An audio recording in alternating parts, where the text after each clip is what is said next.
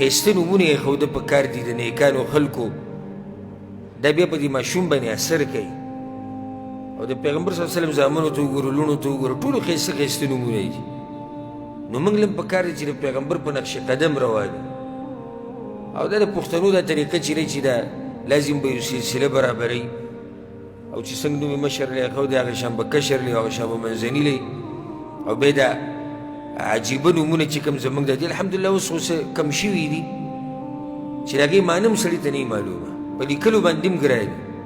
د داسې قسمه نومونو نه ډډه کول پکار دي او هغه نومونه استعمالول پکار دي چې هغه اسلامي نومونه وي د صحابه کرامو نومونه د پیغمبرانو نومونه د نیکانو خلکو د علماو نومونه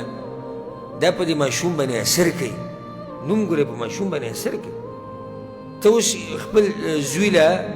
د یو کرکټي نوم کښېږدي یا والعیاذ بالله د یو ډم نوم وله کښېږدي دی په دغه شان چلونه کوي د دغه ډم چلونه به کوي د دغه کرکټي چلونه به کوي خو چې کله ورته د یو نیک انسان نوم کښېږدي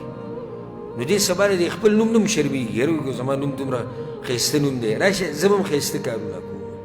نو د نوم هم ګورې اثر په انسان باندې